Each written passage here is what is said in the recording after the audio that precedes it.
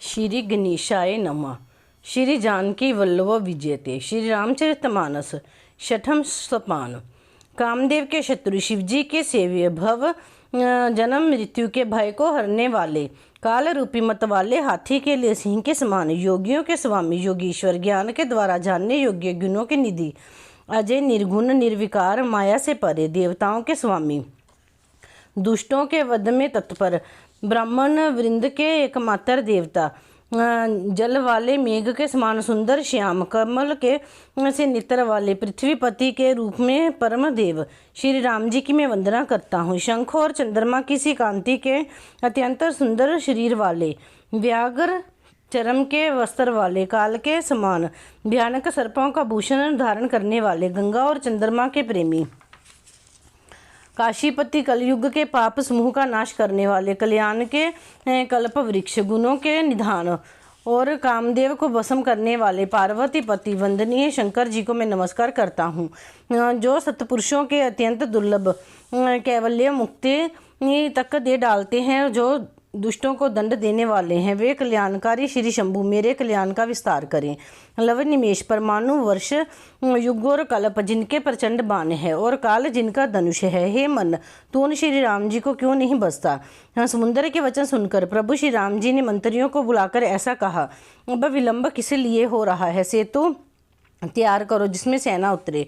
जामावान ने हाथ जोड़कर कहा, हे सूर्य कुल के ध्वजा स्वरूप श्री राम जी सुनिए। हे नाथ, सेतु तो आपका नाम ही है जिस पर चढ़कर मनुष्य संसार रूपी समुद्र पार हो जाता है। फिर ये छोटा सा समुद्र पार करने में कितनी देर लगेगी? ऐसा सुनकर फिर पवन कुमार श्री हनुमान जी ने कहा, प्रभु का प्रताप बड़ा भारी बलवान के समान है। इसने पहले समुद्र के जल को सोख लिया था, परंतु आपके शत्रुओं की स्त्रियों के असुरों की आंसुओं की धारा से यह फिर भर गया और उससे खारा भी हो गया। हनुमान जी की यह अतियुक्ति सुनकर वानर श्री रघुनाथ जी की ओर देखकर हर्षित हो गए। जामावान ने नल नील दोनों भाइयों को बुलाकर उन्हें सारी कथा कह सुनाई। मन में श्री राम जी के प्रताप को स्मरण करके सेतु तैयार करो, कुछ भी परिश्रम नहीं होगा। फिर वानरों के समूहों को बुला लिया। आप सब लोग मेरी कुछ विनती सुनिए। अपने हृदय में श्री राम के चरण कमलों को धारण कर लीजिए और सब भालू और वानर एक खेल कीजिए। विकट वानरों के समूह दौड़ जाइए और वृक्षों को तथा पर्वतों के समूहों को उखाड़ लाइए। ये सुनकर वानर और भालू हु करके और श्री रघुनाथ जी के प्रताप समूह की प्रताप के पुंज श्री राम जी की जय जयकार करते हुए चले। बहुत ऊंचे ऊंचे पर्वतों और वृक्षों को खेल की तरह ही उठा लेते हैं और ला लाकर नल नील को देते हैं। वे अच्छी तरह गढ़कर सेतु बनाते हैं। वानर बड़े बड़े पहाड़ ला लाकर देते हैं और नल नील उन्हें गेंद की तरह ले लेते हैं। सेतु की अत्यंत सुंदर रचना देखकर कृपा सिंधु श्री राम जी हंसकर वचन बोले, ये कहा कि भूमि पर रमणीय और उत्तम है, इसकी असीम महिमा वर्णन नहीं की जा सकती। मैं यहाँ शिव जी की स्थापना करूँगा, मेरे हृदय में ये महान संकल्प है। श्री राम जी के वचन सुनकर वानर सुग्रीव ने बहुत से दूत भेजे, जो सब श्रेष्ठ मुनियों को बुलाकर ले आए। शिवलिंग की स्थापना करके विधि पूर्वक उसका पूजन किया। शिव जी के समान मुझको दूसरा कोई प्रिय नहीं है। जो शिव से द्रोह रखता है और मेरा भक्त कहलाता है, वह मनुष्य स्वप्ने में भी मुझे नहीं पाता। शंकर जी से विमुख होकर जो मेरी भक्ति चाहता है, वह नरकगामी मूर्ख और अल्प बुद्धि है, जिनको शंकर जी प्रिय हैं, परंतु जो मेरे द्रोही हैं एवं जो शिव जी के द्रोही हैं और मेरे दास हैं, वे मनुष्य कल्प भर घोर नरक में निवास करते हैं। जो मनुष्य रामेश्वर जी का दर्शन करेंगे वे शरीर छोड़कर मेरे लोक को जाएंगे, और जो गंगा जल लाकर इन पर चढ़ावेगा वह मनुष्य सायुज्य मुक्ति पावेगा। जो छल छोड़कर और निष्काम होकर श्री रामेश्वर जी की सेवा करेंगे उन्हें शंकर जी मेरी भक्ति देंगे, और जो मेरे बनाए सेतु का दर्शन करेगा वह बिना ही परिश्रम संसार रूपी समुद्र के पार तर जाएगा। श्री राम जी के वचन सबके मन को अच्छे लगे। तदंतर वे श्रेष्ठ मुनि अपने अपने आश्रम को लौट आए। हे पार्वती, श्री रघुनाथ जी की यह रीति है कि वे शरणागत पर सदा प्रीति करते हैं। चतुर नल और नील ने सेतु बांधा। श्री राम जी की कृपा से उनका यह यश सर्वत्र फैल गया। जो पत्थर आप डूबते हैं और दूसरों को डुबा देते हैं, वे ही जहाज के समान हो गई। ये ना तो समुद्र की महिमा वर्णन की गई है, ना पत्थरों का गुण, और ना वानरों की ही कोई करामात है। श्री रघुवीर के प्रताप से पत्थर भी समुद्र में तैर गए। ऐसे श्री राम जी को छोड़कर जो किसी दूसरे स्वामी को जाकर बसते हैं वे मंदबुद्धि हैं। नल नील ने सेतु बांधकर उसे बहुत मजबूत बनाया। देखने पर वह कृपा निधान श्री राम जी के मन को अच्छा लगा। सेना चली जिसका कुछ वर्णन नहीं हो सकता। योद्धा वानरों के समुदाय गरज रहे हैं। कृपालु श्री रघुनाथ जी सेतु बंधन के तट पर चढ़कर समुद्र का विस्तार देखने लगे। करुणाकंद प्रभु के दर्शन के लिए सब जलचरों के समूह प्रकट हो गए। बहुत तरह के मगर, नाक, घड़ियाल, मच्छ और सर्प थे, जिनके 100 योजन के बहुत बड़े विशाल शरीर थे। कुछ ऐसे भी जंतु थे जो उनको भी खा जाएं। किसी किसी के डर से तो वे भी डर रहे थे। वे सब प्रभु के दर्शन कर रहे हैं, हटाने से भी नहीं हटते। सबके मन हर्षित हैं, सब सुखी हो गए। उनकी आड़ के कारण जल नहीं दिखाई पड़ता। वे सब भगवान का रूप देखकर मगन हो गए। प्रभु श्री रामचंद्र जी की आज्ञा पाकर सेना चली। वानर सेना की विपुलता को कौन कह सकता है। सेतु बंधन पर बड़ी भीड़ हो गई। इससे कुछ वानर आकाश मार्ग से उड़ने लगे और दूसरे कितने ही जलचर जीवों पर चढ़ चढ़कर पार जा रहे हैं। कृपालु श्री रघुनाथ जी दोनों भाई ऐसा कौतुक देखकर हंसते हुए चले। श्री रघुवीर सेना सहित समुद्र के पार हो गए। वानरों और उनके सेनापतियों की भीड़ कहीं नहीं जा सकती। प्रभु ने समुद्र के पार डेरा डाला और सब वानरों को आज्ञा दी कि तुम जाकर सुंदर फल मूल खाओ। ये सुनते ही ऋष वानर जहाँ तहाँ दौड़ पड़े। श्री राम जी के हित के लिए सब वृक्ष ऋतु की समय की गति को छोड़कर फल उठे। वानर भालू मीठे मीठे फल खा रहे हैं, वृक्षों को हिला रहे हैं और पर्वतों के शिखरों को लंका की ओर फेंक रहे हैं। घूमते फिरते जहाँ कहीं किसी राक्षस को पा जाते हैं और सब उसे घेरकर खूब नाच नचाते हैं और दांतों से उसके नाक कान काटकर प्रभु का सुयश कहकर तब उसे जान देते हैं। जिन राक्षसों के नाक और कान काट डाले गए उन्होंने रावण से सब समाचार कहा। समुद्र का बांधा जाना कानों से सुनते ही रावण घबराकर 200 मुखों में बोल उठा। वन निधि नीर निधि जल्दी सिंधु वारिश त्योनिधि कंपति उद्धिधि प्योधि नंदीश को क्या सचमुच ही बंद लिया है। फिर अपनी व्याकुलता को समझकर हंसता हुआ व्यय को बुलाकर रावण महल को गया। मंदोदरी ने सुना कि प्रभु श्री राम जी आ गए हैं और उन्होंने खेल में ही समुद्र को बांधवा लिया है। तब वह हाथ पकड़कर पति को अपने महल में लाकर परम मनोहर वाणी बोली। चरणों में सिर नवाकर उसने अपना अंचल पसारा और कहा, हे प्रियतम, क्रोध त्याग कर मेरा वचन सुनिए। हे नाथ, वैर उसी को साथ करना चाहिए जिससे बुद्धि और बल के द्वारा जीत सके। आप में और श्री रघुनाथ जी में निश्चय ही कैसा अंतर है, जैसा जुगनू और सूर्य में, जिन्होंने अत्यंत बलवान मधु और कैटम्ब मारे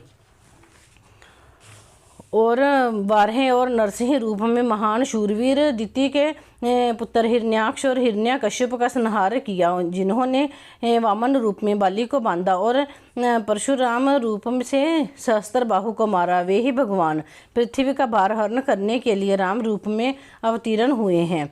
हे नाथ, उनका विरोध ना कीजिए जिनके हाथ में काल कर्म और जीव सभी हैं। श्री राम जी के चरण कमलों में सिर निवाकर उनकी शरण में जाकर उनको जानकी जी सौंप दीजिए और आप पुत्र को राज्य देकर वन में जाकर श्री रघुनाथ जी का भजन कीजिए। हे नाथ, श्री रघुवीर श्री रघुनाथ जी तो दीनों पर दया करने वाले हैं। सम्मुख जाने पर तो बाघ ही भी नहीं खाता। आपको जो कुछ करना चाहिए था वह सब आप कर चुके। आपने देवता, राक्षस तथा चर अचर सभी को जीत लिया है। दशमुख संतजन ऐसी नीति कहते हैं कि चौथेपन में राजा को वन में चला जाना चाहिए। हे स्वामी, वहाँ आप उनका भजन कीजिए तो सृष्टि के रचने वाले, पालन वाले और संहार करने वाले हैं। हे नाथ, आप विषयों की सारी ममता छोड़कर उन्हीं शरणागत पर प्रेम करने वाले भगवान का भजन कीजिए, जिनके लिए श्रेष्ठ मुनि साधन करते हैं और राजा राज्य छोड़कर वैरागी हो जाते हैं। वहीं कौशलाधीश रघुनाथ जी आप पर दया करने आए हैं। हे प्रियतम, यदि आप मेरी सीख मान लेंगे तो आपका अत्यंत पवित्र और सुंदर यश तीनों लोकों में फैल जाएगा। ऐसा कहकर नेत्रों में जल भरकर और पति के चरण पकड़कर कांपते हुए शरीर से मंदोदरी ने कहा, हे नाथ, श्री रघुनाथ जी का भजन कीजिए जिससे मेरा सुहाग अचल हो जाए। तब रावण ने मंदोदरी को उठाया और वह दुष्ट उससे अपनी प्रभुता कहने लगा, हे प्रिय सुन, तूने व्यर्थ ही भय मान रखा है। बता तो जगत में मेरे समान योद्धा कौन है। वरुण, कुबेर, पवन, यमराज आदि सभी दिक्पालों को तथा काल को भी मैंने अपनी भुजाओं के बल से जीत रखा है। देवता, दानव और मनुष्य सभी मेरे वश में है। फिर तुझको यह भय किस कारण उत्पन्न हो गया है। मंदोदरी ने उसे बहुत तरह से समझाकर कहा और वह फिर सभा में जाकर बैठ गया। मंदोदरी ने हृदय में ऐसा जान लिया कि काल के वश होने से पति को अभिमान हो गया है। सभा में आकर उसने मंत्रियों से पूछा कि शत्रु के साथ किस प्रकार से युद्ध करना होगा। मंत्री कहने लगे, हे राक्षसों के नाथ, हे प्रभु सुनिए, आप बार बार क्या पूछते हैं। कहिए तो कौन सा बड़ा भय है जिसका विचार किया जाए। मनुष्य और वानर भालू तो हमारे भोजन हैं। कानों से सबके वचन सुनकर प्रहस्त हाथ जोड़कर कहने लगा, हे प्रभु, नीति के विरुद्ध कुछ भी नहीं करना चाहिए। मंत्रियों में बहुत ही थोड़ी बुद्धि है। ये सभी मूर्ख मंत्री ठकुर सुहाती कह रहे हैं, नाथ, इस प्रकार की बातों में पूरा नहीं पड़ेगा। एक ही बंदर समुंदर लांघकर आया था, उसका चरित्र सब लोग अब भी मन ही मन गाया करते हैं। उस समय तुम लोगों में से किसी को भूख ना लगी थी?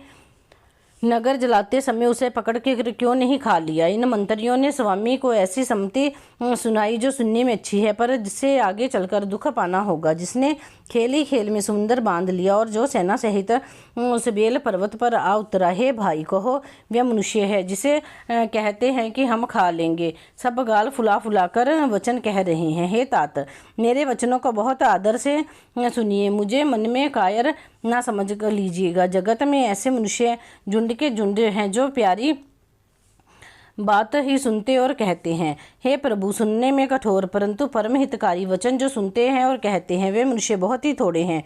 नीति सुनिए, पहले दूत भेजिए और सीता को देखकर श्री राम जी से प्रीति कर लीजिए। यदि वो स्त्री पाकर लौट जाए तब तो झगड़ा ना बढ़ाइए, नहीं तो हे तात, सम्मुख युद्ध भूमि में उनसे हठपूर्वक मार काट कीजिए। हे प्रभु, यदि आप मेरी यह सम्मति मानेंगे तो जगत में दोनों ही प्रकार से आपका सुयश होगा। रावण ने गुस्से में भरकर पुत्र से कहा, अरे मूर्ख, तुझे ऐसी बुद्धि किसने सिखाई? अभी से हृदय में संदेह हो रहा है। हे पुत्र, तू तो बांस की जड़ में घुमोई हुआ, तेरे वंश में के अनुकूल या अनुरूप नहीं हुआ। पिता की अत्यंत घोर और कठोर वाणी सुनकर प्रहस्त ये कड़े वचन कहता हुआ घर को चला गया। हित की सलाह आपको कैसे नहीं लगती? जैसे मृत्यु के वश हुए रोगी को दवा नहीं लगती। संध्या का समय जानकर रावण अपनी 20 भुजाओं को देखता हुआ महल को चला। लंका की चोटी पर एक अत्यंत विचित्र महल था। वहाँ नाच गान का अखाड़ा जमता था। रावण उस महल में जाकर बैठ गया। किन्नर उसके समूहों को गान करने लगे। ताल, पखवाज और वीणा बज रहे हैं। नृत्य में प्रवीण अप्सराएं नाच रही हैं। वे निरंतर सैकड़ों इंद्रों के समान भोग विलास करता रहता है। यद्यपि वह अत्यंत प्रबल शत्रु सिर पर है, फिर भी उसको ना तो चिंता है और ना ही डर है। यहाँ श्री रघुवीर सुबेल पर्वत पर सेना की बड़ी भीड़ के साथ उतरे। पर्वत का एक बहुत ऊंचा, परम रमणीय, समतल और विशेष रूप से उज्जवल शिखर देखकर वहाँ लक्ष्मण जी ने वृक्ष के कोमल पत्ते और सुंदर फूल अपने हाथों से सजाकर बिछा दिए। उस पर सुंदर और कोमल मृगशाला बिछा दी। उसी आसन पर कृपालु श्री राम जी विराजमान थे। प्रभु श्री राम जी वानर राज सुग्रीव को गोद में अपना सिर रखे हैं। उनकी बाईं ओर धनुष तथा दाहिनी ओर तरकस है। वे अपने दोनों कर कमलों से बाण सुधार रहे हैं। विभीषण जी कानों से लगकर सलाह कर रहे हैं। परम भाग्यशाली अंगद और हनुमान अनेकों प्रकार से प्रभु के चरण कमलों को दबा रहे हैं। लक्ष्मण जी कमर में तरकस कसे और हाथों में धनुष बाण लिए वीरासन से प्रभु के पीछे सुशोभित हैं। इस प्रकार कृपा रूप और गुणों के धाम श्री राम जी विराजमान है। वे मनुष्य धन्य है जो सदा इस ध्यान में लो लगाए रहते हैं। पूर्व दिशा की ओर देखकर प्रभु श्री राम जी ने चंद्रमा को उदय हुआ देखा। तब वे सबसे कहने लगे, चंद्रमा को तो देखो, कैसा सिंह के समान निडर है। पूर्व दिशा रूपी पर्वत की गुफा में रहने वाला अत्यंत प्रताप, तेज और बल की राशि यह चंद्रमा सिंह अंधकार रूपी मतवाले हाथी के मस्तक को नवदीर्ण करके आकाश रूपी वन में निर्भय विचर रहा है। आकाश में बिखरे हुए तारे मोतियों के समान हैं, जो रात्रि रूपी सुंदर स्त्री के श्रृंगार हैं। प्रभु ने कहा, भाइयों, चंद्रमा में जो कालापन है वह क्या है? अपनी अपनी बुद्धि के अनुसार कहो। सुग्रीव ने कहा, हे रघुनाथ जी सुनिए, चंद्रमा में पृथ्वी की छाया दिखाई दे रही है। किसी ने कहा चंद्रमा को राहु ने मारा था, वहीं काला दाग हृदय पर पड़ा हुआ है। कोई कहता है जब ब्रह्मा ने कामदेव की स्त्री रति का मुख बनाया तब उसने चंद्रमा का सार भाग निकाल दिया, जिससे रति के मुख तो परम सुंदर बन गया, परंतु चंद्रमा के हृदय में छेद हो गया। वही छेद चंद्रमा के हृदय में वर्तमान है, जिसकी राह से आकाश की काली छाया उसमें दिखाई पड़ती है। प्रभु श्री राम जी ने कहा, विष चंद्रमा का बहुत प्यारा भाई है, इसी से उसने विष को अपने हृदय में स्थान दे रखा है। विष युक्त अपने किरण समूहों को फैलाकर वह वियोगी नर नारियों को जलाता रहता है। हनुमान जी ने कहा, हे प्रभु सुनिए, चंद्रमा आपका प्रिय दास है। आपकी सुंदर श्याम मूर्ति चंद्रमा के हृदय में बसती है, वही श्यामता की झलक चंद्रमा में है। पवनपुत्र हनुमान जी के वचन सुनकर सुजान श्री राम जी हंसे, फिर दक्षिण की ओर देखकर कृपा निधान प्रभु बोले, हे विभीषण, दक्षिण दिशा की ओर देखो, बादल कैसा घूम रहा है और बिजली चमक रही है। भयानक बादल मीठे मीठे स्वर से गरज रहे हैं, कहीं कठोर लोकी वर्षा ना हो। विभीषण बोले, हे कृपालु सुनिए, ये तो ना तो बिजली है ना बादलों की घटा। लंका की चोटी पर एक महल है, दशग्रीव रावण वहाँ अखाड़ा देख रहा है। रावण ने सिर पर मेघडंबर, बादलों के डंबर जैसा विशाल और काला छत्र धारण कर रखा है। वहीं मानो बादलों की अत्यंत काली घटा है। मंदोदरी के कानों में जो कर्णफूल हिल रहे हैं प्रभु, वही मानो बिजली चमक रही है। देवताओं के सम्राट सुनिए, अनुपम ताल और मृदंग बज रहे हैं। वही मधुर ध्वनि रावण का अभिमान समझकर प्रभु मुस्कुराए। उन्होंने धनुष चढ़ाकर उस पर बाण का संधान किया और एक ही बाण से छत्र, मुकुट और कर्णफूल काट गिराए। सबके देखते ही देखते वे जमीन पर आ पड़े, पर इसका भेद किसी ने नहीं जाना। ऐसा चमत्कार करके श्री राम जी का बाण आकर तरकस में जा घुसा। वह महान रस भंग देखकर रावण की सारी सभा भयभीत हो गई। ना भूकंप हुआ, ना बहुत जोर की हवा चली, ना कोई अस्त्र शस्त्र ही नेत्रों से दिखे। सभी अपने अपने हृदय में सोच रहे हैं कि ये बड़ा भयंकर अपशकुन हुआ। सभा को भयभीत देखकर रावण ने हंसकर युक्ति रचकर ये वचन कहे, सिरों का गिरना भी जिसके लिए निरंतर शुभ होता रहा है, उसके लिए मुकुट का गिरना अपशकुन कैसा। अपने अपने घर जाकर सो रहो। तब सब लोग सिर निभाकर घर गए। जब से कर्णफूल पृथ्वी पर गिरा तब से मंदोदरी के हृदय में सोच बस गया। नेत्रों में जल भरकर दोनों हाथ जोड़कर वह कहने लगी, हे प्राणनाथ, मेरी विनती सुनिए। हे प्रियतम, श्री राम से विरोध छोड़ दीजिए। उन्हें मनुष्य जानकर मन में हठ ना पकड़े रहिए।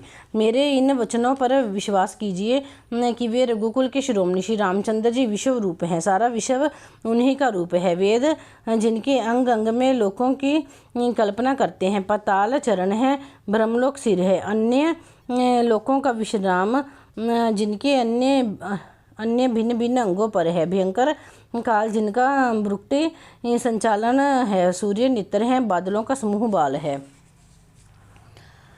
अश्विनी कुमार जिनकी नासिका है, रात और दिन जिनके अपार निमेष हैं, दसों दिशाएं कान हैं। वेद ऐसा कहते हैं, वायु श्वास है और वेद जिनकी अपनी वाणी है, लोभ जिनका अधर है, यमराज भयानक दांत है, माया हंसी है, दिक्पाल भुजाएं हैं, अग्नि मुख है, वरुण जीव है, उत्पत्ति पालन और प्रलय जिनकी चेष्टा है, 18 प्रकार की असंख्य वनस्पतियां जिनकी रोमावली हैं, पर्वत अस्थियां हैं, नदियां नसों का जाल है, समुद्र पेट है और नरक जिनकी नीचे की इंद्रियां हैं। इस प्रकार प्रभु विश्व में है, अधिक कल्पना की क्या की जाए। शिव जिनका अहंकार है, ब्रह्मा बुद्धि है, चंद्रमा मन है और महान विष्णु ही चित्त हैं, उन्हीं चराचर रूप भगवान श्री राम जी ने मनुष्य रूप में निवास किया है। हे प्राणपति सुनिए, ऐसा विचार कर प्रभु से वैर छोड़कर श्री रघुवीर के चरणों में प्रेम कीजिए, जिससे मेरा सुहाग ना जाए। पत्नी के वचन कानों से सुनकर रावण खूब हंसा। ओह मोह की महिमा बड़ी बलवान है। स्त्री का स्वभाव सब सत्य ही कहता है कि उसके हृदय में 8 अवगुण सदा रहते हैं: साहस, झूठ, चंचलता, माया, भय, विवेक, अपवित्रता और निर्दयता। तूने शत्रु का समय रूप गाया और मुझे उसका बड़ा भारी भय सुनाया। हे प्रिय, वह सब स्वभाव से ही मेरे वश में है। तेरे कृपा से मुझे यह अब समझ पड़ा है। हे प्रिय, तेरी चतुराई में जान गया हूँ। तू इस प्रकार मेरी प्रभुता का बखान कर रही है। हे मृगनयनी, तेरी बातें बड़ी गूढ़ हैं, समझने पर सुख देने वाली और सुनने से भय छुड़ाने वाली हैं। मंदोदरी ने मन में ऐसा निश्चय कर लिया कि पति को कालवश मति भ्रम हो गया है। इस प्रकार बहुत से विनोद करते हुए रावण को सवेरा हो गया। तब स्वभाव से ही निडर और घमंड में अंधा लंकापति सभा में गया। यद्यपि बादल अमृत सा जल बरसाते हैं तो भी बेत फूलता फलता नहीं। इसी प्रकार चाहे ब्रह्मा के समान ही ज्ञानी गुरु मिले तो भी मूर्ख के हृदय में चेत नहीं होता। यहाँ प्रातःकाल श्री रघुनाथ जी जागे और उन्होंने सब मंत्रियों को बुलाकर सलाह पूछी कि शीघ्र बताइए, अब क्या उपाय करना चाहिए। जामावान ने श्री राम जी के चरणों में सिर नवाकर कहा, हे सर्वज्ञ, हे सबके हृदय में बसने वाले, हे बुद्धि, बल, तेज, धर्म और गुणों की राशि, सुनिए। मैं अपनी बुद्धि के अनुसार सलाह देता हूँ कि बाली कुमार अंगद दूत बनकर भेजा जाए। यह अच्छी सलाह सबके मन में जच गई। कृपा के निधान श्री राम जी ने अंगद से कहा, हे बल, बुद्धि और गुणों के धाम बाली पुत्र, हे तात, तुम मेरे काम के लिए लंका जाओ। तुमको बहुत समझाकर क्या कहूँ। मैं जानता हूँ कि तुम परम चतुर और शत्रु वहीं बातचीत करना जिससे हमारा काम हो जाए, उसका कल्याण हो। प्रभु की आज्ञा सिर चढ़ाकर और उनके चरणों की वंदना करके अंगद जी उठे। हे भगवान श्री राम जी, आप जिस पर कृपा करें वही गुणों का समुद्र हो जाता है। स्वामी के सब कार्य अपने आप सिद्ध हैं। यह तब प्रभु ने मुझको आदर दिया है, अपने कार्य पर भेज रहे हैं। ऐसा विचार कर युवराज अंगद का हृदय हर्षित और शरीर पुलकित हो गया। चरणों की वंदना करके और भगवान की प्रभुता हृदय में धरकर अंगद सबको सिर नवाकर चले। प्रभु के प्रताप को हृदय में धारण किए हुए रणबांकुरे वीर बालीपुत्र स्वाभाविक ही निर्भय हैं। लंका में प्रवेश करते ही रावण के पुत्र से भेंट हो गई, जो वहां खेल रहा था। बातों ही बातों में दोनों में झगड़ा बढ़ गया। दोनों ही अतुलनीय बलवान थे और फिर दोनों की युवा अवस्था थी। उसने अंगद पर लात उठाई। अंगद ने पैर पकड़कर उसे घुमाकर जमीन पर दे पटका। राक्षस के समूह भारी योद्धा देखकर जहां तहां चले। वे डर के मारे पुकार बिना मचा सके, एक दूसरे को मरम नहीं बतलाते। उस रावण के पुत्र का वध समझकर सब चुप मारकर रह जाते। नगर भर में कोलाहल मच गया कि जिसने लंका जलाई थी वही वानर फिर आ गया है। सब अत्यंत भयभीत होकर विचार करने लगे कि विधाता अब ना जाने क्या करेगा। वे बिना पूछे ही अंगद को राह बता देते हैं, जिसे वे देखते ही डर के मारे सूख जाता है। श्री राम जी के चरण कमलों का स्मरण करके अंगद रावण की सभा के द्वार पर गए और वे धीर वीर और बल की राशि अंगद सिंह की सी एड़ से इधर उधर देखने लगे। तुरंत ही उन्होंने एक राक्षस को भेजा और रावण को अपने आने का समाचार सूचित किया। सुनते ही रावण हंसकर बोला, बुला लाओ, कहाँ का बंदर है। आज्ञा पाकर बहुत से दूत दौड़े और वानरों में हाथी के समान अंगद को बुला लाए। अंगद ने रावण को ऐसे बैठे हुए देखा जैसे कोई प्राणयुक्त काजल का पहाड़ हो। भुजाएं वृक्षों के और सिर पर्वत के शिखरों के समान है। रोमावली मानो बहुत सी लताएं हैं। मुंह, नाक, नेत्र और कान पर्वत की कंदराओं और खोहों के बराबर है। अत्यंत बलवान बांके वीर बालीपुत्र अंगद सभा में गए और मन में जरा भी धीर नहीं झिझके। अंगद देखते ही देखते सब सभासद उठ खड़े हुए। ये देखकर रावण के हृदय में बड़ा क्रोध हुआ। जैसे मतवाले हाथियों के झुंड में सिंह चला जाता है, वैसे ही श्री राम जी के प्रताप का हृदय में स्मरण करके वे सभा में सिर निवाकर बैठ गए। रावण ने कहा, हे अरे बंदर, तू कौन है। हे दशग्रीव, मैं श्री रघुवीर का दूत हूँ। मेरे पिता से तो तुमसे मित्रता थी, इसीलिए हे भाई मैं तुम्हारी भलाई के लिए ही आया हूँ। तुम्हारी उत्तम कुल है, पुलस्त्य ऋषि के तुम पुत्र हो। शिव जी की और ब्रह्मा जी की तुमने बहुत प्रकार से पूजा की है, उनसे वर पाए हैं और सब काम सिद्ध किए हैं। लोकपालों और सब राजाओं को तुमने जीत लिया है। राजमद से या मोहवश तुम जगजननी सीता जी को हर लाए हो। अब तुम मेरे शुभ वचन सुनो। प्रभु श्री राम जी तुम्हारे सब अपराध क्षमा कर देंगे। दांतों में तिनका दबाओ, गले में कुल्हाड़ी डालो और कुटुंबियों सहित अपनी स्त्रियों को साथ लेकर आदरपूर्वक जानकी जी को आगे करके इस प्रकार सब भाई छोड़कर चलो। और हे शरणागत के पालन करने वाले रघुवंश शिरोमणि श्री राम जी, मेरी रक्षा कीजिए, रक्षा कीजिए।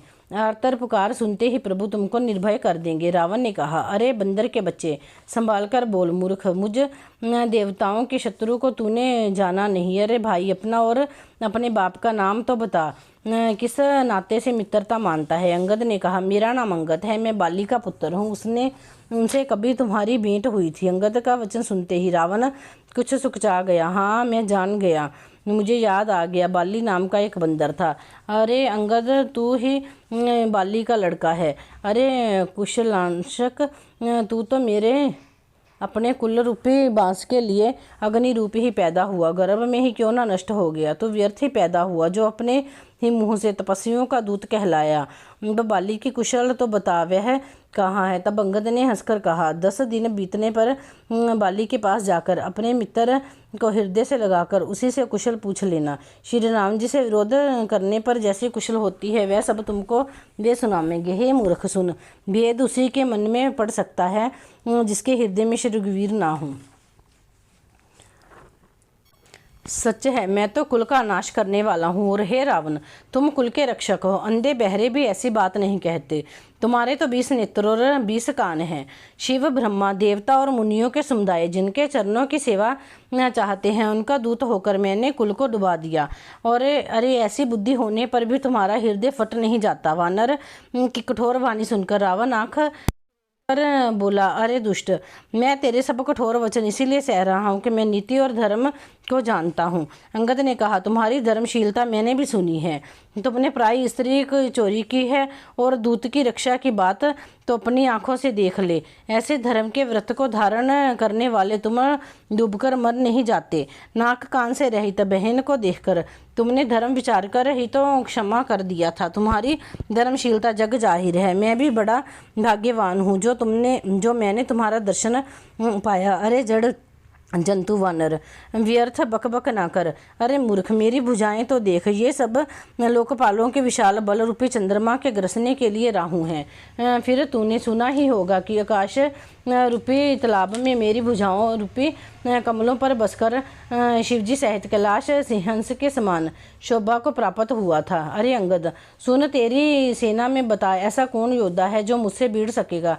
तेरा मालिक तो स्त्री के वियोग में बलहीन हो रहा है और उसका छोटा भाई उसके दुख में दुखी और उदास है। तुम और सुग्रीव दोनों तट के वृक्ष हो। मेरा छोटा भाई विभीषण, वह भी बड़ा डरपोक है। मंत्री जामावान बहुत बूढ़ा है, अब वह लड़ाई में क्या चढ़ सकता है। नील नल तो शिल्प कर्म जानते हैं। हाँ, एक वानर जरूर महान बलवान है जो पहले आया था और जिसने लंका जलाई थी। ये वचन सुनते ही बालीपुत्र अंगद ने कहा, हे राक्षसराज, सच्ची बात कहो, क्या उस वानर ने सचमुच तुम्हारा नगर जला दिया। रावण का नगर एक छोटे से वानर ने जला दिया। ऐसे वचन सुनकर उन्हें सत्य कौन कहेगा। हे रावण, जिसको तुमने बहुत बड़ा योद्धा कहकर सराहा, वह तो सुग्रीव का एक छोटा सा दौड़कर चलने वाला हरकारा है। वह बहुत चलता है, वीर नहीं है। उसको तो हमने खबर लेने के लिए ही भेजा था।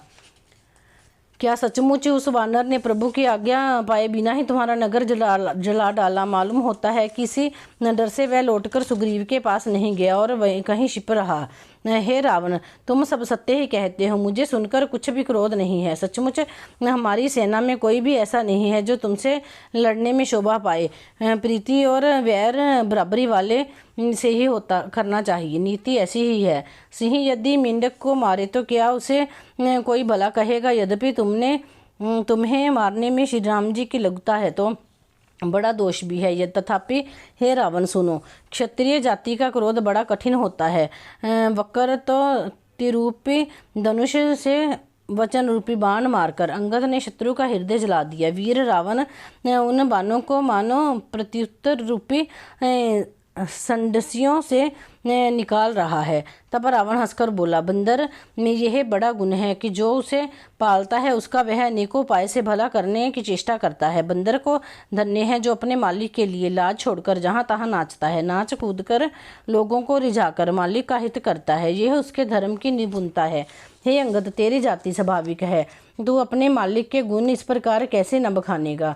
मैं गुण ग्राहक और परम सुजान हूँ, इसी से तेरी जली कटी बकबक पर कान नहीं देता। अंगद ने कहा, तुम्हारी सच्ची गुण ग्राहकता तो मुझे हनुमान ने सुनाई थी।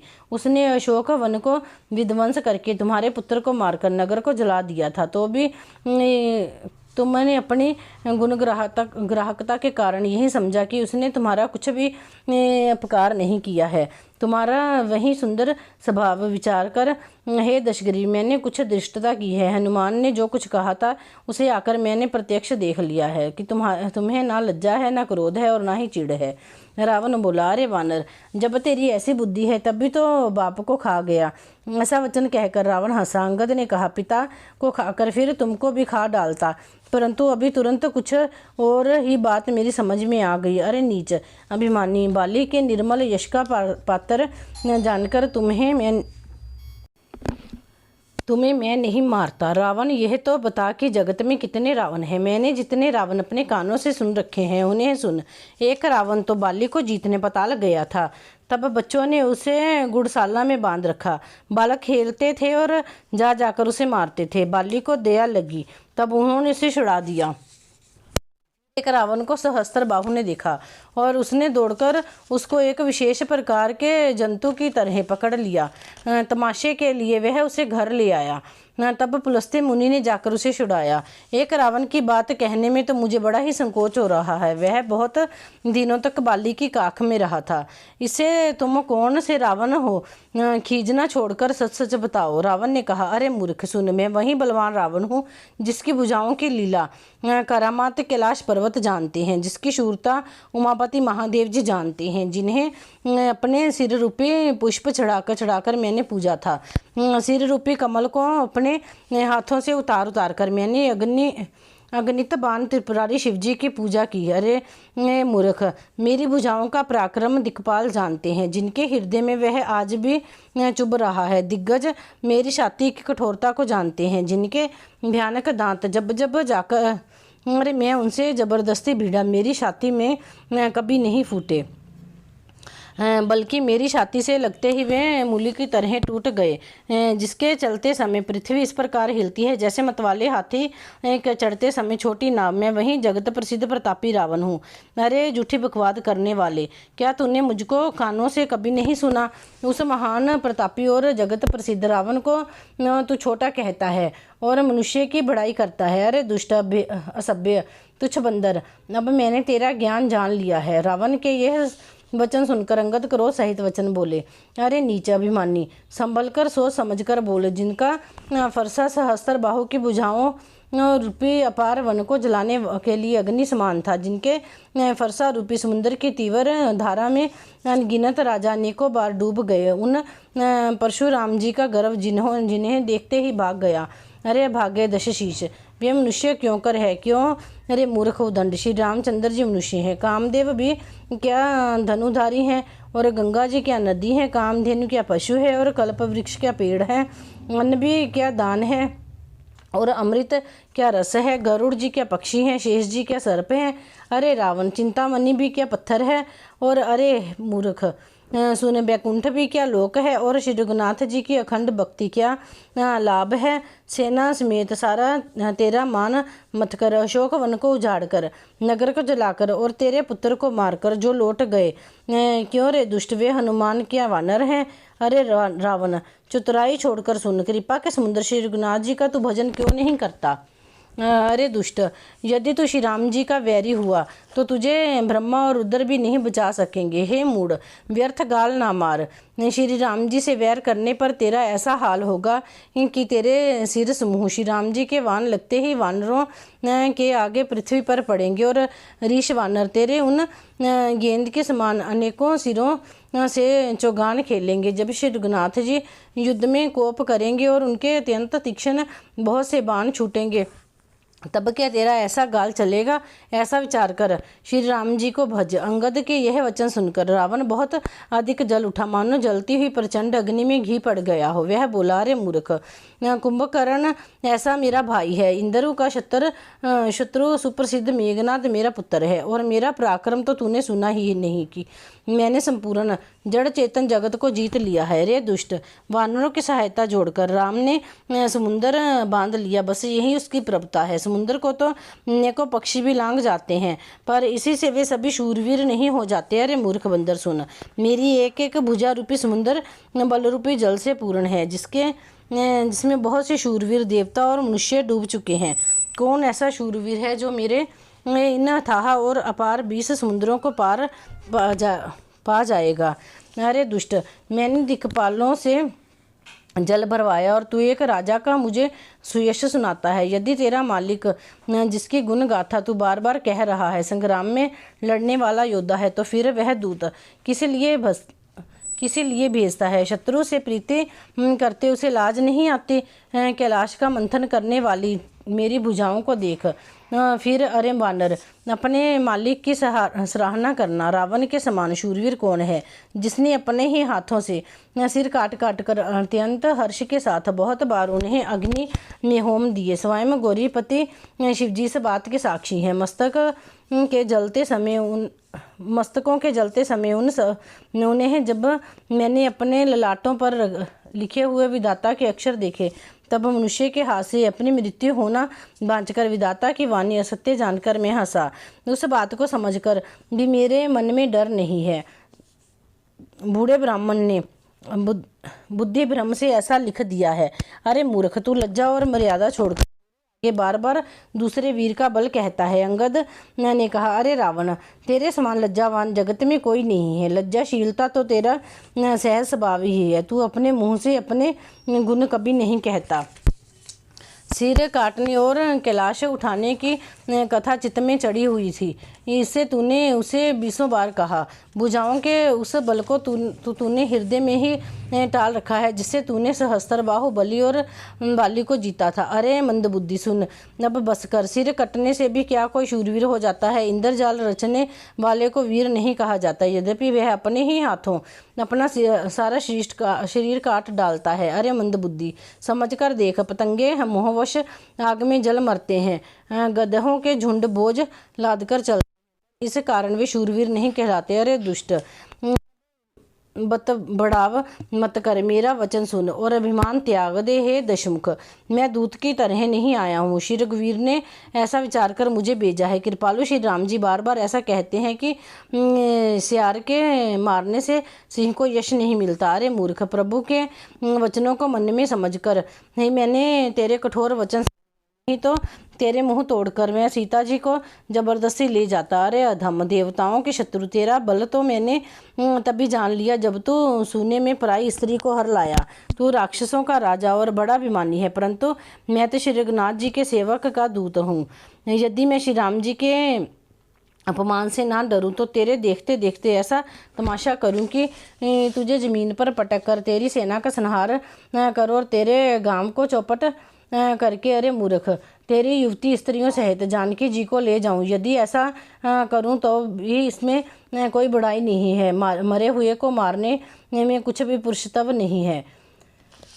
वाम मार्गी, कामी, कंजूस, अत्यंत मूढ़, अति दरिद्र, बदनाम, बहुत बूढ़ा, नित्य का रोगी, निरंतर क्रोध युक्त रहने वाला, भगवान विष्णु से विमुख, वेद और संतों का विरोधी, अपना ही शरीर पोषण करने वाला, पराई निंदा करने वाला और पाप की ये महान राशि 14 प्राणी जीते ही मुर्दे के समान है। अरे दुष्ट, ऐसा विचार कर, मैं तुझे नहीं मारता। अब तू मुझ में क्रोध ना पैदा कर। अंगद के वचन सुनकर राक्षस राज रावण दांतों से होंठ काटकर क्रोधित होकर हाथ मलता हुआ बोला, अरे नीच बंदर, अब तू मरना ही चाहता है। इसी से छोटे मुंह बड़ी बात कहता है। अरे मूर्ख बंदर, तू जिसके बल पर कड़वे वचन बक रहा है, उसमें बल प्रताप, बुद्धि अथवा तेज कुछ भी नहीं है। उसे गुणहीन और मानहीन समझकर ही तो पिता ने वनवास दिया। उसे तो एक वह, उसका दुख उस पर युवती स्त्री का विरह, और फिर रात दिन मेरा डर बना रहता है। जिनके बल का तुझे गर्व है। ऐसे अनेकों मनुष्यों को तो राक्षस दिन रात खाया करते हैं। अरे मूढ़, जिद छोड़कर समझ। जब उसने श्री राम जी की निंदा की तो वे कपिश्रेष्ठ अंगद अत्यंत क्रोधित हुए, क्योंकि जो अपने कानों से भगवान विष्णु और शिव की निंदा सुनता है उसे गोवध के समान पाप होता है। वानर श्रेष्ठ अंगद बहुत जोर से कटकटाए और उन्होंने तमक कर अपने दोनों भुजदंडों को पृथ्वी पर दे मारा। पृथ्वी हिलने लगी, सभासद गिर पड़े और भय रूपी पवन से ग्रस्त होकर भाग चले। रावण गिरते गिरते संभल कर उठा, उसके अत्यंत सुंदर मुकुट पृथ्वी पर गिर पड़े। कुछ तो उसने उठाकर अपने सिरों पर सुधार कर रख लिए और कुछ अंगद ने उठाकर प्रभु श्री रामचंद्र जी के पास फेंक दिए। मुकुटों को आते देखकर वानर भागे। विधाता, क्या दिन में ही उल्कापात होने लगा, अथवा क्या रावण ने क्रोध करके 4 वज्र चलाए हैं जो बड़े धाय के साथ आ रहे हैं। प्रभु ने हंसकर कहा, मन में नहीं डरो, ये ना उल्का है, ना वज्र है और ना केतु है, ना राहु ही है। अरे भाई, ये तो रावण के मुकुट हैं जो बालीपुत्र अंगद ने फेंके हुए आ रहे हैं। पवनपुत्र हनुमान जी ने उछलकर उनको हाथ से पकड़ लिया और लाकर प्रभु के पास रख दिया। ऋष और वानर तमाशा देखने लगे। उनका प्रकाश सूर्य के समान था। वहाँ क्रोधयुक्त रावण सबसे क्रोधित होकर कहने लगा कि बंदर को पकड़ लो और पकड़कर मार डालो। अंगद यह सुनकर मुस्कुराने लगा। रावण फिर बोला, इसे मारकर सब योद्धा तुरंत दौड़ो और जहाँ कहाँ ऋष वानरों को पाओ वहीं खा डालो। पृथ्वी को बंदरों से रहित कर दो और जाकर दोनों तपस्वी भाइयों को जीते जी पकड़ लो। रावण के ये कोप भरे वचन सुनकर तब युवराज अंगद क्रोधित होते हुए बोले, तुझे गाल बजाते लाज नहीं आती? अरे निर्लज, अरे कुलनाशक, गला काट कर मर जा। मेरा बल देखकर भी क्या तेरी छाती नहीं फटती? अरे स्त्री के चोर, अरे कुमार्ग पर चलने वाले, अरे दुष्ट, पाप की राशि, मंद बुद्धि और कामी, तू स्त्री पात में क्या दुर्वचन बक रहा है? अरे दुष्ट राक्षस, तू काल के वश हो गया है। इसका फल तू आगे वानर और भालुओं के चपेटे लगने पर पावेगा। राम मनुष्य हैं, ऐसा वचन बोलते ही अरे अभिमानी, तेरी जीभ नहीं गिर पड़ती? इसमें संदेह नहीं है कि तेरी जीभ सिरों के साथ रणभूमि में गिरेंगी। हे दशकंद, जिसने एक ही बाण से बाली को मार डाला वह मनुष्य कैसे है? अरे कुजाती, अरे जड़, 20 आंखें होने पर भी तू अंधा है। तेरी जन्म को धिकार है। श्री रामचंद्र जी के बाण समूह तेरे रक्त की प्यास से प्यासे हैं। इस डर से और वाद करने वाला नीच राक्षस, मैं तुझे छोड़ता हूँ। मैं तेरे दांत तोड़ने में समर्थ हूँ, पर क्या करूँ? श्री रघुनाथ जी ने मुझे आज्ञा नहीं दी। ऐसा क्रोध आता है कि तेरे 200 मुँह तोड़ डालूं और लंका को पकड़कर समुद्र में डुबो दूं। तेरी लंका गुल्लर के फल के समान है। तुम सब कीड़े उसके भीतर निडर होकर बस रहे हो। मैं बंदर हूँ, मुझे इस फल को खाते क्या देर है? पर उदार श्री रामचंद्र जी ने वैसी आज्ञा नहीं दी। अंगद की युक्ति सुनकर रावण मुस्कुराया। अरे मूर्ख, बहुत झूठ बोलना तूने कहाँ सीखा? बाली ने तो कभी ऐसा गाल नहीं मारा। जान पड़ता है तो तपस्वियों से मिलकर लवार हो गया है। अरे 20 बुझा वाले, यदि तेरी 10 जीभें मैंने नहीं उखाड़ ली तो सचमुच मैं लबा रही हूँ। श्री रामचंद्र जी के प्रताप को समझकर अंगद क्रोधित हो उठे और उन्होंने रावण की सभा में प्रण करके पैर रोप दिया और कहा, अरे मूर्ख, यदि तू मेरी चरण हटा सके तो श्री राम जी लौट जाएंगे। मैं सीता जी को हार गया। रावण ने कहा, हे सब वीरों सुनो, पैर पकड़कर बंदर को पृथ्वी पर पछाड़ दो। इंद्रजीत आदि अनेकों बलवान योद्धा जहाँ तहाँ से हर्षित होकर उठे। वे पूरे बल से बहुत से उपाय करके झपटते हैं पर पैर टलता नहीं। तब सिर नीचा करके फिर अपने अपने स्थान पर जा बैठ जाते हैं। काकभशुंडी जी कहते हैं, हे देवताओं के शत्रु, फिर उठकर झपटते हैं, परंतु हे सर्पों के शत्रु गरुड़ जी, अंगद का चरण उनके वैसे ही नहीं टलता जैसे कि योगी पुरुष मोह रूपी वृक्ष को नहीं उखाड़ सकते। करोड़ों वीर योद्धा जो बल्मी मेघनाद के समान थे हर्षित होकर उठे। वो बार बार झपटते हैं पर वानर का चरण नहीं उठता। तब लज्जा के मारे सिर निभाकर बैठ जाते हैं। जैसे करोड़ों विघ्न आने पर भी संत का मन नीति को नहीं छोड़ता, वैसे ही वानर का चरण पृथ्वी को नहीं छोड़ता। यह देखकर शत्रु का मद दूर हो गया। अंगद का बल देखकर सब हृदय में हार गए। तब अंगद के लोक ललकारने पर रावण स्वयं उठा। जब वह अंगद का चरण पकड़ने लगा तब बाली कुमार अंगद ने कहा, मेरा चरण पकड़ने से तेरा बचाव नहीं होगा। अरे मूर्ख, तू जाकर श्री रामचंद्र जी के चरणों को क्यों नहीं पकड़ता? ये सुनकर वह मन में बहुत ही सुख चाकर लौट गया। उसकी सारी श्री जाती रही। वह ऐसा तेजहीन हो गया जैसे मध्यम में चंद्रमा दिखाई देता है। वह सिर नीचा करके सिंहासन पर जा बैठा, मानो सारी संपत्ति गंवाकर बैठा हो। श्री रामचंद्र जी जगत भर में आत्मा और प्राणियों के स्वामी हैं। उनसे विमुख रहने वाला शांति कैसे पा सकता है? शिव जी कहते हैं, हे उमा, जिन श्री रामचंद्र जी के भ्रूविलास से विषव उत्पन्न होता है, फिर नाश को प्राप्त होता है, जो तृण को वज्र और वज्र को तृण बना देते हैं, उनके दूत का प्रण कहो कैसे टल सकता है? फिर अंगद ने अनेकों प्रकार से नीति कही, पर रावण ने नहीं माना, क्योंकि उसका काल निकट आ गया था। शत्रु के गर्व को चूर करके अंगद ने उसको प्रभु श्री रामचंद्र जी का सुयश सुनाया, और वह फिर राजा बाली का पुत्र ये कहकर चल दिया, रणभूमि में तुझे खिला खिलाकर ना मारूं, तब तक अभी क्या बढ़ाई करूं। अंगद ने पहले ही उसके पुत्र को मार डाला था। वह संवाद सुनकर रावण दुखी हो गया। अंगद का प्रण देखकर सब राक्षस भय से अत्यंत ही व्याकुल हो गए। शत्रु के बल का मर्दन कर बल की राशि बलिपुत्र अंगद जी ने हर्षित होकर आकर श्री रामचंद्र जी के चरण कमल पकड़ लिए। उनका शरीर पुलकित और नेत्रों में जल भर आया। संध्या हो गई जानकर दशग्रीव बिलखता हुआ महल में गया। मंदोदरी ने रावण को समझाकर फिर कहा, हे कांत, मन में समझकर कुबुद्धि को छोड़ दो। आपसे और श्री रघुनाथ जी से युद्ध शोभा नहीं देता। उनके छोटे भाई ने एक जरा सी रेखा खींच दी थी, उसे भी आप नहीं लांघ सके। ऐसा तो आपका पुरुषत्व है। हे प्रियतम, आप उन्हें संग्राम में जीत पाएंगे जिनका दूत के ऐसा काम है। खेल से ही समुद्र लांघकर वह वानरों में सिंह आपकी लंका में निर्भय चला आया। रखवालों को मारकर उसने अशोक वन उजाड़ डाला। आपके देखते देखते उसने अक्षय कुमार को मार डाला और संपूर्ण नगर को जलाकर राख कर दिया। उस समय आपके बल का गर्व कहाँ चला गया था? अब हे स्वामी, झूठा गाल ना मारिए, मेरे कहने पर हृदय में कुछ विचार कीजिए। हे पति, आप श्री रघुपति को राजा मत समझिए, बल्कि अग्र जगन्नाथ और अतुलनीय बलवान जानिए। श्री राम जी के वान का प्रताप तो नीच मरीच भी जानता था, परंतु आपने उसका कहना भी नहीं माना। जनक के सभा में अगणित राजागण थे, वहाँ विशाल और अतुलनीय बल वाले आप भी थे। वहाँ शिवजी का धनुष तोड़कर श्री राम जी ने जानकी को ब्याहा, तब आपने उनको संग्राम में क्यों नहीं जीता? इंद्रपुत्र जयंत उनके बल को कुछ कुछ जानता है। श्री राम जी ने पकड़कर केवल उसकी एक आंखें फोड़ दी और उसे जीवित ही छोड़ दिया। शूर्पणखा की दशा तो आपने देख ही ली, तो भी आपके हृदय में लज्जा नहीं आती। जिन्होंने विराट और खरदूषण को मारकर लीला से ही कदम्ब को भी मार डाला, और जिन्होंने बाली को एक ही बाण से मार दिया।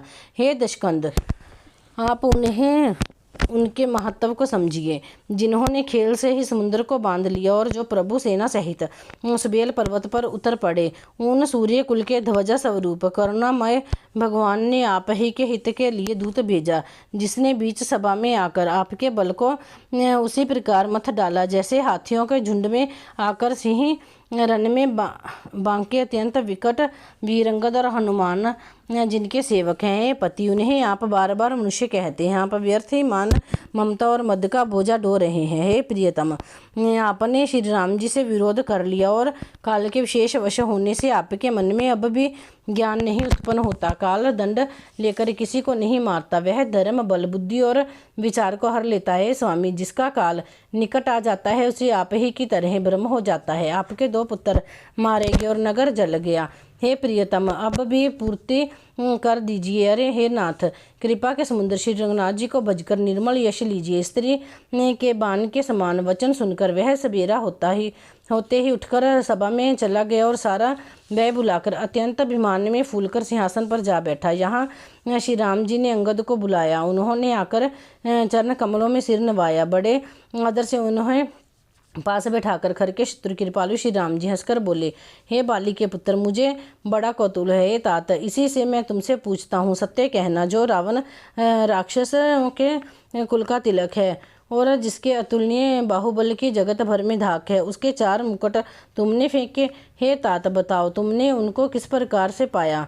हे सर्वज्ञ, हे शरणागत को सुख देने वाले, सुनिए, वे मुकुट नहीं है, वे तो राजा के 4 गुण है। हे नाथ, वेद कहते हैं कि साम, दान, दंड और वेद, ये 4 राजा के हृदय में बसते हैं। ये नीति धर्म के 4 सुंदर चरण हैं। ऐसा जी में जानकर हे नाथ ये नाथ के पास आ गए हैं। दशशीष रावण धर्महीन प्रभु के पद से विमुख और काल के वश में है, इसीलिए हे कौशल राज सुनिए, वे गुण रावण को छोड़कर आपके पास आ गए हैं। अंगद की परम चतुरता कानों से सुनकर उधार श्री रामचंद्र जी हंसने लगे। फिर बाली पुत्र ने किले के सब समाचार कहे। जब शत्रु के समाचार प्राप्त हो गए तब श्री रामचंद्र जी ने सब मंत्रियों को पास बुलाया और लंका के 4 बड़े विकट दरवाजे हैं, उन पर किस तरह आक्रमण किया जाए इस पर विचार। वानरा सुग्रीव रक्षपति जामावान और विभीषण ने हृदय में सूर्य कुल के भूषण श्री रघुनाथ जी का स्मरण किया और विचार करके उन्होंने कर्तव्य निश्चित किया। वानरों की सेना 4 दल बनाए और उनके लिए यथा योग्य सेनापति नियुक्त किए। फिर सब युद्धपतियों को बुला लिया और प्रभु का प्रताप कहकर सबको समझाया, जिसे सुनकर वानर सिंह के समान गर्जना करके दौड़े। वे हर्षित होकर श्री राम जी के चरणों में सिर नवाते हैं और पर्वतों के शिखर ले लेकर सब वीर दौड़ते हैं। कौशल राज श्री रघुवीर की जय हो पुकारते हुए बालू और वानर गरजते हैं और ललकारते हैं। लंका को अत्यंत श्रेष्ठ किला जानते हुए भी वानर प्रभु श्री रामचंद्र जी के प्रताप से निडर होकर चले।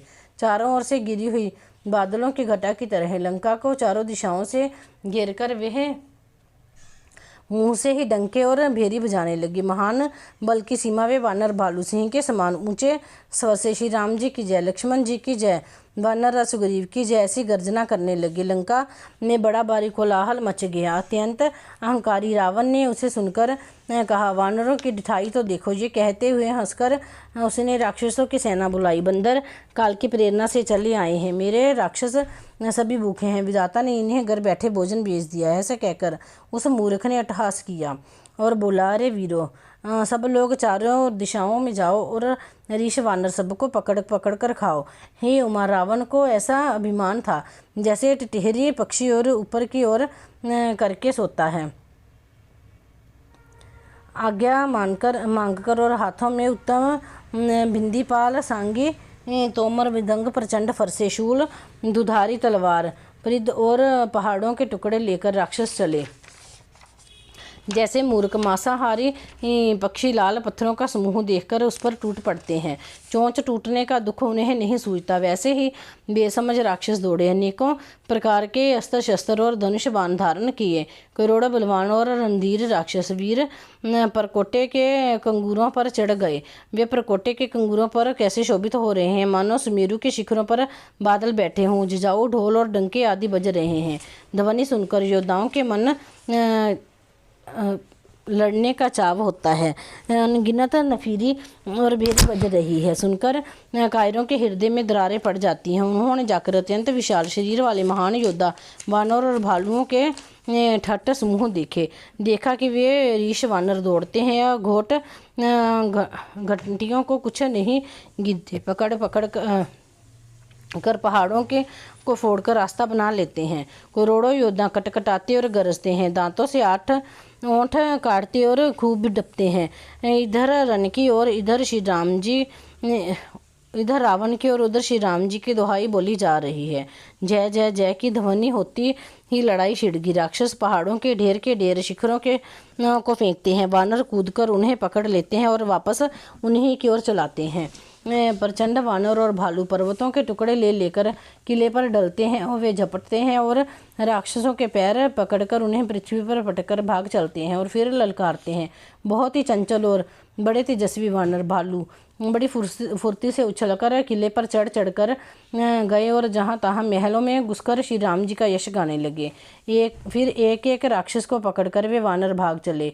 ऊपर आप और नीचे योद्धा, इस प्रकार वे धरती पर आ गिरते हैं। श्री राम जी के प्रताप से प्रबल वानरों के झुंड राक्षस योद्धाओं के समूह योद्धाओं को मसल रहे हैं। वानर फिर जहाँ तहाँ किले पर चढ़ गए और प्रताप में सूर्य के समान श्री रघुवीर की जय बोलने लगे। राक्षसों के झुंड वैसे ही भाग चले जैसे जोर की हवा चलने पर बादलों के समूह तितर बितर हो जाते हैं। लंका नगरी में बड़ा भारी हाहाकार मच गया। बालक, स्त्रियां और रोगी ही रोने लगे। सब मिलकर रावण को गालियां देने लगे कि राज्य करते हुए इसने मृत्यु को बुला लिया। रावण ने जब अपनी सेना का विचलित होना कानों से सुना तब योद्धाओं को लौटाकर वह क्रोधित होकर बोला, मैं जिसे रन से पीठ देखकर भागा हूँ अपने कानों से सुनूंगा, उसे स्वयं भयानक दुधारी तलवार से मारूंगा। मेरा सब कुछ खाया भांति भांति के भोगी और अब रणभूमि में प्राण प्यारे हो गए। रावण के उग्र वचन सुनकर सब वीर डर गए और लज्जित होकर क्रोध करके युद्ध के लिए लौट चले गए। रण में सम्मुख मरने में ही वीर की शोभा है, ये सोचकर तब उन्होंने प्राणों का लोभ छोड़ दिया। बहुत से अस्त्र शस्त्र धारण किए। सब वीर ललकार ललकार कर भिड़ने लगे। उन्होंने परिधि और त्रिशूलों से मार मार कर सब रीछ वानरों को व्याकुल कर दिया। शिवजी कहते हैं, वानर व्यातुर होकर भागने लगे। यद्यपि हे उमा, आगे चलकर जीतेंगे वे ही जीतेंगे। कोई कहता है अंगद हनुमान कहाँ है, बलवान नलनीर और द्विंदी कहाँ हैं। हनुमान जी ने जब अपने दल को विकल हुआ सुना, उस समय वे बलवान पश्चिम द्वार पर वहाँ उनसे मेघनाद युद्ध कर रहा था। वह द्वार टूटता ना था, बड़ी भारी कठिनाई हो रही थी। तब पवनपुत्र हनुमान जी के मन में बड़ा भारी क्रोध हुआ। वे काल के समान योद्धा बड़े जोर से गरजे और कूदकर लंका के किले पर आ गए और पहाड़ लेकर मेघनाद की ओर दौड़े। रथ तोड़ डाला, सारथी को मार गिराया और मेघनाद की छाती में लात मारी। दूसरी सारथी मेघनाद को व्याकुल जानकर उसे रथ में डालकर तुरंत घर ले आया। इधर अंगद ने सुना कि पवनपुत्र हनुमान किले पर अकेले ही गए हैं, तो रण में बांके वाली पुत्र वानर के खेल की तरह उछालकर किले पर चढ़ गए। युद्ध में शत्रुओं के विरुद्ध दोनों वानर क्रुद्ध हो गए। हृदय में श्री राम जी के प्रताप का स्मरण करके दोनों दौड़कर रावण के महल पर जा चढ़े और कौशलराज श्री राम जी की दुहाई बोलने लगे।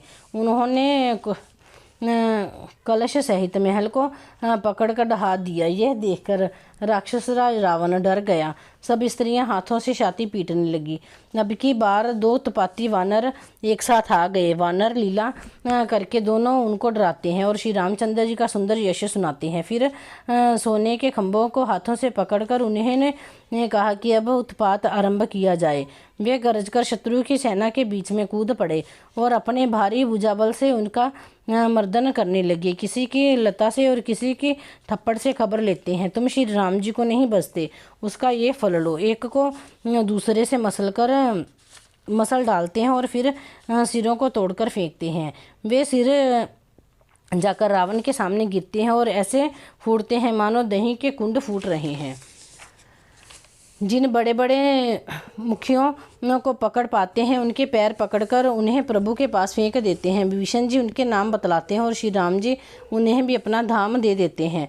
ब्राह्मणों का मांस खाने वाले वे नर भेजी दुष्ट राक्षस भी वह परम गति पाते हैं, जिसकी योगी भी याचना किया करते हैं। शिव जी कहते हैं, हे उमा, श्री राम जी बड़े ही कोमल हृदय हैं और करुणा की खान हैं। राक्षस मुझे वैर भाव से ही सही स्मरण तो करते हैं, ऐसा हृदय में जानकर वे उन्हें परम गति देते हैं। हे भवानी, कहो तो ऐसे कृपालु कौन है? प्रभु का ऐसा स्वभाव सुनकर जो भी मनुष्य ब्रह्म त्याग कर उनका भजन नहीं करते, वे अत्यंत मंदबुद्धि और परम भाग्यहीन है। श्री राम जी ने कहा कि अंगद और हनुमान किले में घुस गए हैं। दोनों वानर लंका में कैसे शोभा देते हैं, जैसे दो मंदरांचल समुद्र को मथ रहे हों। भुजाओं के बल से शत्रु की सेना को कुचलकर और मसलकर फिर दिन का अंत होता देखकर हनुमान और अंगद दोनों कूद पड़े और श्रम रहित होकर वहां आ गए जहां भगवान श्री राम जी थे। उन्होंने प्रभु के चरण कमलों में सिर नवाए। उत्तम योद्धाओं को देखकर श्री रघुनाथ जी मन में बहुत प्रसन्न हुए। श्री राम जी ने कृपा करके दोनों को देखा, जिसे वे श्रम रहित और परम सुखी हो गए। अंगद और हनुमान को गए जानकर सभी भालू और वानर वीर लौट पड़े। राक्षसों ने प्रदोष काल का बल पाकर रावण की दुहाई देते हुए वानरों पर धावा किया। राक्षसों की सेना आती देखकर वानर लौट पड़े और योद्धा यहाँ तहाँ कटकटाकर भीड़ गए। दोनों ही दल बड़े बलवान हैं। योद्धा ललकार ललकार कर लड़ते हैं, कई हार नहीं मानते। सभी राक्षस महान वीर और अत्यंत काले हैं और वानर विशालकाय तथा अनेकों रंगों के हैं। दोनों ही दल बलवान हैं और समान बल वाले हैं। योद्धा हैं, वे क्रोध करके लड़ते हैं और खेल करते हैं। राक्षस और वानर युद्ध करते हुए ऐसे जान पड़ते हैं मानो क्रमश वर्षा और शरद ऋतु के बहुत से बादल पवन से प्रेरित होकर लड़ रहे हों। अंकंपन और अतिकाय इन सेनापतियों ने अपनी सेना को विचलित होते देखकर माया की। पल भर में अत्यंत अंधकार हो गया। खून, पत्थर और राख की वर्षा होने लगी। 10 दिशाओं में अत्यंत घना अंधकार देखकर वानरों की सेना में खलबली पड़ गई। एक को एक दूसरा नहीं देख सकता और सब जहां तहां पुकार कर रहे हैं। श्री रघुनाथ जी सब रहस्य जान गए। उन्होंने अंगद और हनुमान को बुला लिया और ये सब समाचार कहकर समझाया। सुनते ही वे दोनों कपिश्रेष्ठ क्रोध करके दौड़े। फिर कृपालु श्री राम जी ने हंसकर धनुष चुराया और तुरंत ही अग्निबाण चलाया, जिससे प्रकाश हो गया, कहीं अंधेरा नहीं रह गया। जैसे ज्ञान के उदय होने पर संदेह दूर हो जाते हैं, भालू और वानर प्रकाश पाकर श्रम और भय से रहित तथा प्रसन्न होकर दौड़े। हनुमान और अंगद रन में गरज उठे। उनकी हाक सुनते ही राक्षस भाग छूटे। भागते हुए राक्षस योद्धाओं को वानर और भालू पकड़कर पृथ्वी पर दे मारते और अद्भुत करनी करते। पैर पकड़कर उन्हें समुद्र में डाल देते। वहाँ मगर, सांप और मच्छ उन्हें पकड़ पकड़ कर खा डालते। कुछ मारे गए, कुछ घायल हुए, कुछ भागकर गढ़ पर चढ़ गए। अपने बल से शत्रु दल को विचलित करके ऋष और वानर गरज रहे हैं। रात हुई जानकर वानरों की चारों सेनाएं वहां आ गई जहां कौशलापति श्री राम जी थे। श्री राम जी ने जो ही सबको कृपा करके देखा, त्यों ही वानर श्रम रहित हो गए।